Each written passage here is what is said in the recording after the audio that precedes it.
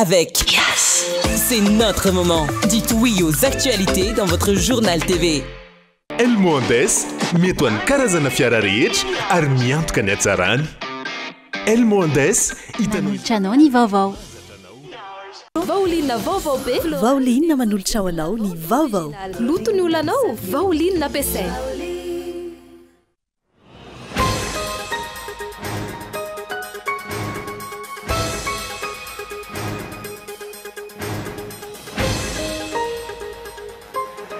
Maro ireo endrika isehoany tsy fahaizany mpitondra mitantana eo amin'ny fampandehanan-drarano ny ankabobeny hoy ny eo anivo ny cellule de crise sampana toliage.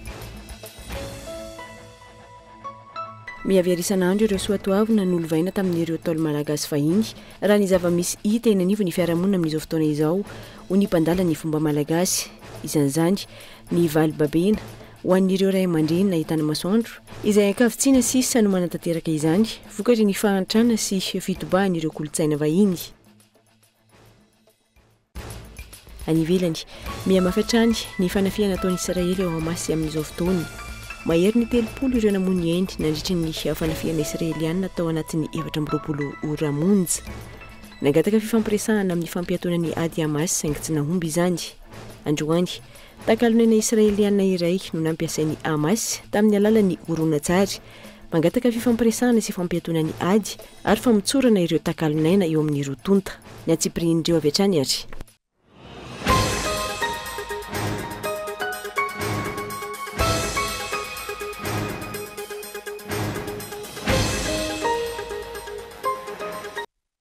Ankafaliana tampoka lasy tompo avy ny utsidihana ny tokantrano amin'ny ity alina ity aterina ny arabo mba pirarinjo ary manasanao mpananjana anjo ny fampahalambo avao. Araka ny efa natsitsika tao anatin'ny lohateny eto teo dia maro ireo endrika isehoany tsy fahaizany mpitondra mitantana eo amin'ny fampandehanan-drara amin'ny ankapobeny hoy ny eo anivo ny cellule de crise sampana toliage. Bono Melizé.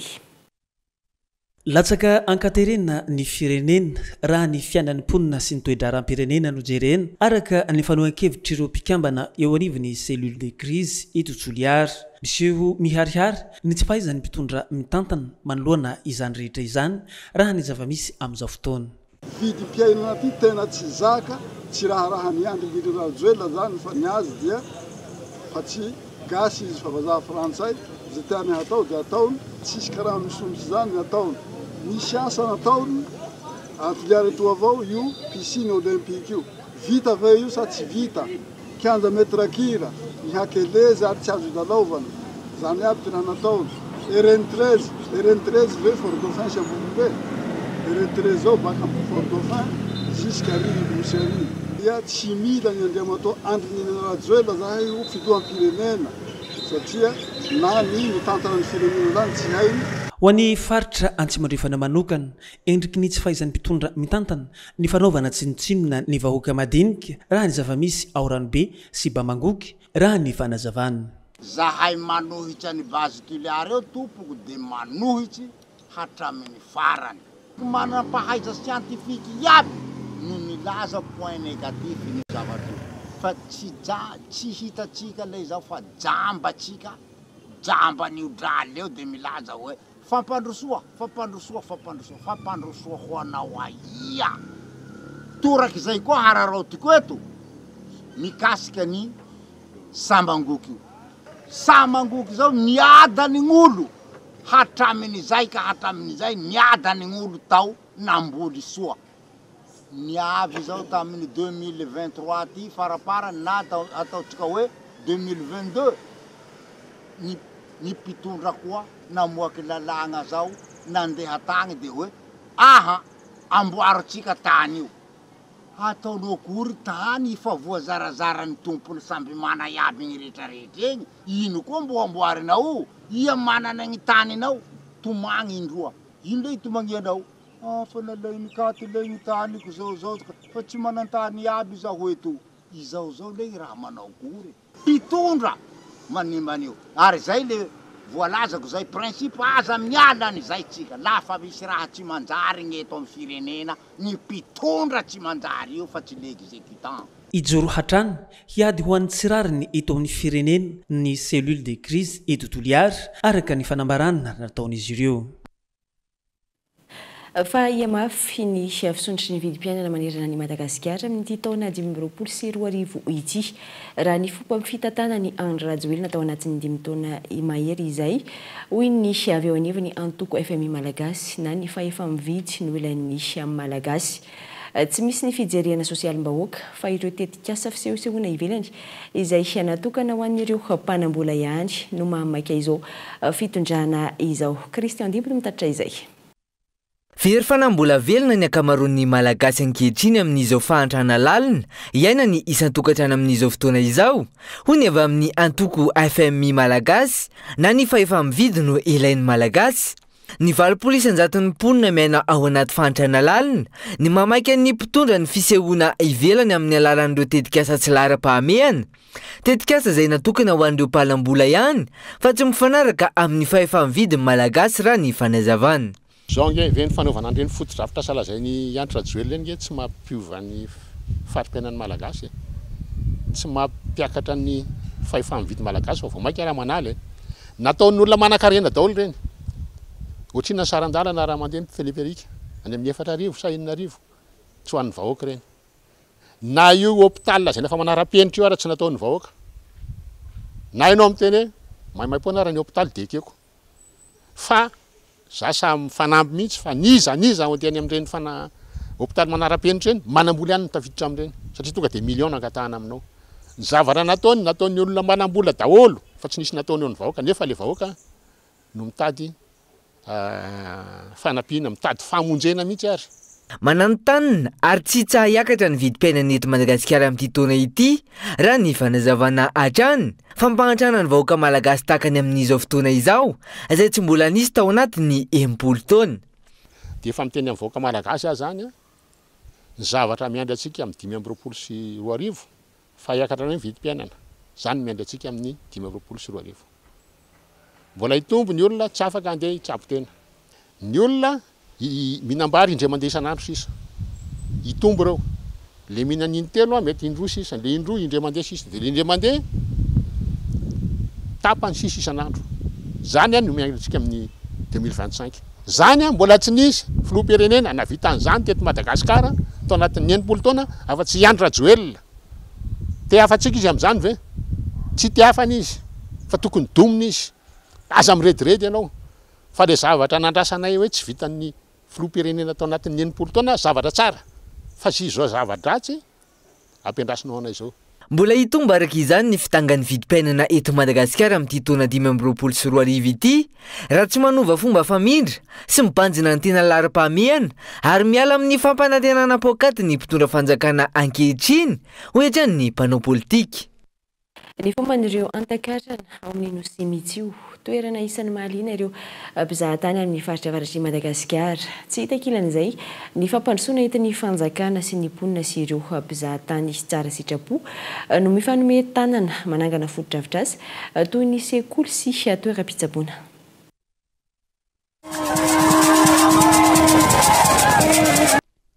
Nosy Mitsio any avaratra andrefan'ny Madagasikara no misy azy ao amin'ny lakan-drano ny Mozambika anelanela ny Antsiranana sy Nosy.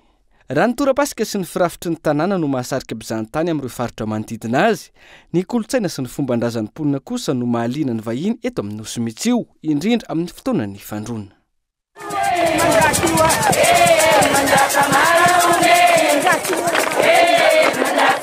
Kila olo zegny mitondra sakafo sahazany mahavoky izy raha ohatra andro raiky. Raha ohatra 2 andro tsy maintsy mampiboaka sakafo na 2 andro isaka ny lakoziny n'olo tsirairay zay olo mitondra tegna jiaby efa mamelogno zanaka amin'ny vady. Hoe le titre mitondra hoe mahanosy Mitsio na Nosy Mitsio hoe ibongo io. Mitondra hoe Nosy Mitsio jiaby magnodina. Ity tany Nosy Mitsio ity zegny karazagna tany nagnavotro fanjakan'ny Antakarana tamin'ny ady zay nisy tamin'ny adipoko tamin'ny andra taloha be tay noho ny filifasana nagnariary tany rango bakagny ndraiky taty zegny ny farany. Tampitra teo zegny ny ady tsy iseky ny toy ny ady tsy iseky nagnenjiky fanjakan'ny Antakarana ke lasa hoe izy taty zegny nataony mpanjakany Antakarana toerana nagnavotro ka tsy maintsy aty zegny agnanaovana le fomba koa fa fomba maventy indrindra zegny fananganana saigny. manana tantara sy fomba afakely ny mponinao izay antakarana no anarany avy amin'ny fisindro tsingy maranitra antsoina hoe arana no nahatonga io anaran'io hoy ireo mpaitantara.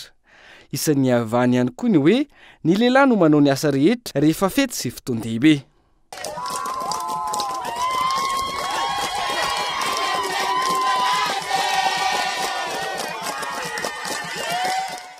Ankoatra ny fizahantany, asa fiveloman'ny mponeto ny fivarotana voanio, eo ihany koa ireo hazan-drano izay mbola mora azo aloha hatramin'izao eto amin'ity nosy ity oharina amin'ireo toerana manodidina.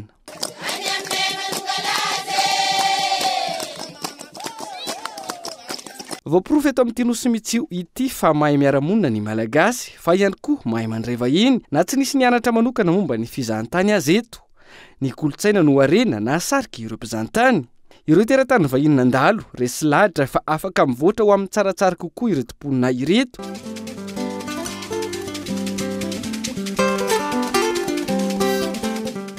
Tandomdoza nefa izay arena ara-kolotsaina sy ara-piaramonina izay ankehitriny. Raha iverenana ny volana Desambra teo, ny fifampirarana teo amin'ny Andry Rajoelina sy ilay teratany vahiny Mohamed Alabar, mpitantana ny orinasa Emar Properties. Antony fionana teo amin'ny rotota ny anorenana fotodrafitrasa lehibe momba ny fizahantany eo amin'ny nosy mitsio. Nosy mitsio izay ahitana mponina eo amin'ny 504 iseo, mivelona amin'ny navelarantany 2 hektara any avaratra andrefany Madagasikara, anelanelany nosy be sy Antsiranana. Ity fifanarahana ity izay tsy misy fifampidiniana amin'ireo mponina eny fotony, fa avy hatrany dia kabary ambony latabatra sy teny midina. Manamafy ny antso ny araka izany ireo mponina sy firaisamonim-pirenena amin'ny fanajana ny zon'olombelona, raha tsy ilaza fa tsy njo ara-tany sy ara-kolotsaina. Fa mihavera isan'andro ireo soatoavy nanolovaina tamin'ireo taona malagasy fahiny. Raha ny zava-misy hita eny anivon'ny fiarahamonina amin'izao fotoana izao ny mpandala ny fomba malagasy. Isan'izany ny valobavena ho an'ireo ray aman-dreny nahitana masoandro izay ankavitsiana sisa no mahatanteraka izany, vokatry ny fahantrana sy ny fitoban'ireo kolotsaina vahiny. Raha tokana nandanja teo amin'ny tolo malagasy ny fanaovana valobavena tamin'ireo ray aman-dreny nahitana masoandro teo aloha, mialefa hatrany ny kolotsaina malagasy io ankehitriny, vokatry ny fahantrana lalina iainan'ny mponina sy ny fidiran'ireo kolotsaina vahiny. Amin'izao fotoana, miasa arak'izay vitany amin'ireo asa tselika ireo zokiolona raha ny fanadadiana izay natao, ary zara raha misy ny valobabena azo avy amin'ireo zanaka, hoy izy ireo. Samy manana ny fahasarana moa ny olona dia samy mandiany amin'ny tokantrano tsirairay rehefa misy dia samy mandeha eo amin'izao. Iny dia tena sarotra satria misitadiavana tsy nisy raha mahita karamakely sasalamba dia manao tsisy dia ny amin'izao fotsiny indray aloha masita ihany izy na dia sarotra raha zenana za manko tsy manana zanaka fajana koroa. Fasiranana aloha manantena ny ankizy manambadolodolo dia mandehandeha ihany aho dia mba misy mamitsehatra mba mamin'olona satria fo anatin'ny fahaterana dia iny mety mba manana fikarana mba tsy mampety indray raha matoky fotsiny mba matoky midapoka ho azy fotsiny dia mba misy antelo dia fa mba misy azoazo mibelobelona ny aina zany. Zay zany manamboka zay misy fasiranana aloha dia raha amboko za maletina aloha sahirana tenako satria indray mila tsy vitako tsony mihitsiny fa miaro ohatrany tsy mitompo fotsiny sisa ho anatin'ny etrety mahambolombelona zany. Sy mba tanteraka araka izany ny fiarahamonina malagasy ankehitriny, ho kosa ny mpandalina ny fomba malagasy. Anton'izany ny fanimba-zivana ny asina izay isan'ny indraindrain'ireo tolo malagasy fahiny. Araka ny lazainao hoe ao anatin'ny fahantrana dia adino no mijery ny ray aman-dreny, ataoko hoe tsy mifahantrana loatra no mahatonga an'izay, fa noho ny hoe efa fahasimbany ilay asina izay misy eto amintsika eto, ny asin'ny tany, ny asin'ny fiarahamonina, ary hitantsika tsara fa maro ny zanaka ankehitriny izay manao tsinontsinona ireny ray aman-dreny ireny na amin'ny sehatra tahaka ny ahoana na amin'ny sehatra tahaka ny ahoana, ka mahatonga an'izay dia noho ilay fanjanahana izay efa mipetraka tsikelikely hatrany amin'ny voaloha izay mbola lovaintsika mandraka ankehitriny dia misy elanelana izay ilay hoe zanaka sy ray aman-dreny izay, kanefa isika raha te handroso dia araka lazaiko teo hoe olona manana fahalalana ireny, olona efa nanana traikefa-piainana ireny ka mahafantatra tsara ny zavatra tokony atao sy ny tsy. Mila amafisina araka izany ny famerenakasina any Madagasikara sy ny fampitana ireo fahendrena avy amin'ireo soatavina malagasy fahiny, ohatrany ny mpandalina ny fomban-drazana. Anaraka dokam-barotra foy isika dia orin'izay tapany farany famparlam-baovao.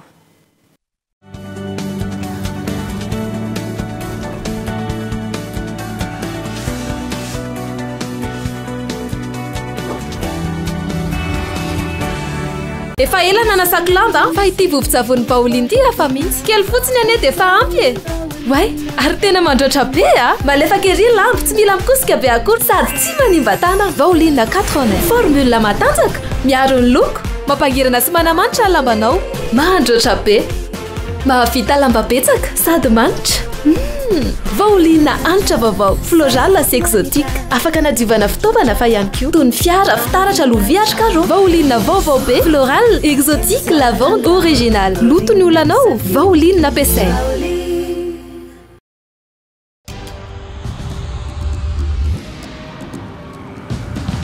tsika miara-miketrika ilay ho avy mamiratra miara-manoriny mamoriny tsy hijanona tsony satria efa hainao fa tsika tanora no tompony ndao ifandray hitady inspiraka vaovao hanoratra ilay pejy vaovao mety amintsika afaka mamoriny maneho ny maizy atsika efa aty amintsika zao ny baolina tsisy anakantsika satria isika iray mifandray miara-manokatra lalana vaovao ka tonga le fotoana zao dia zao ndao falera Thelma miova o yes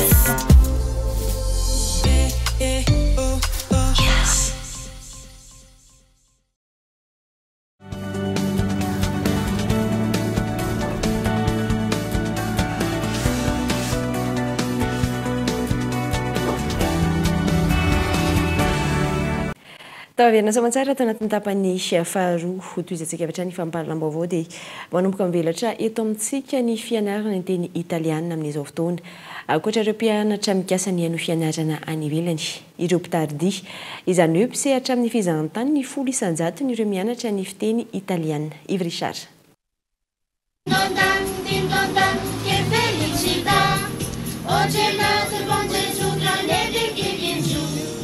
ankoatra ny teny frantsay sy ny anglisy tafiditra anatin'ny fitemby mpianatra indrindra ny teny italiana amin'izao fotoana saika ireo mpianatra mikasa ny andrato fianarana ny velany no risika amin'ny ankapobeny saingy eo koa ireo mila mifeny teny italiana ho an'ny sehatry ny asa ny raha mafantatra koa moa zany eto Madagasikara ny langue italienne important be satria raha resaka fizahantany fotsiny dia ny italiana no voalohany indrindra tonga eto amintsika dia ankoatran'ireo ankizy mianatra mba ho andeha any Italia dia misy koa hoe 10% mianatra pour des raisons de travail ankoatran'izay koa moa be tabe koa ireo resaka service d'externalisation le manaotry ny hoe call center service assistance ohatry ny secrétariat mailing ohatry zany mitady fa fahaizana ihany koa miteny italiana efa maromaro zareo eto mora kokoa raha oharina amin'ireo teny vahiny hafa ny fianarana ny teny italiana tsy sarotra ny fifehezana azy noho izany tsy mitaky pitsopitso maro oharina amin'ny teny frantsay ohatra isa mora mahay ny fiteny italiana ireo avy amin'ny tapany avaratry ny nosy ireo avy amin'ny faritany ny fianaratsoa ny antony ohatra fotsiny nanomezako ohatra fotsiny dia amin'ny resaka prononciation tsisy hoe mamorona ohatran'ny en français raha oi dia vakina oa ohatry zany fa raha mahita oi dia vakina oi mihitsy ohatra grammaticalement indray izy fanakaikikaiky ireo moa samyny d'origine latin daholo dia fanakaikikaiky dia ho antsika malagasy manokana antsika le manana efa manana base français dia moramora kokoa antsika mianatra le izy dia eo koa le resaka ataoko hoe musicalité les langues mitovitovy amin'ny antsika raha mahatsikaritra nareo dia zareo avy any avaratra sy zareo avy ao fianaratsoa manana tendance mahay kokoa satria fa manakaiky an'le accent zareo le fitenany italiana mitovy amin'ny fianarana ireo teny vahiny hafa mitaky fahaizana teny frantsay na amin'ny ampahany ihany aza ny fianarana ny teny italiana ho ny fanazavana manam'izany ny finiavana karaha ireo ny feno afaka efa bolana eo dia tokony ho afaka mifanirasera amin'ny fiteny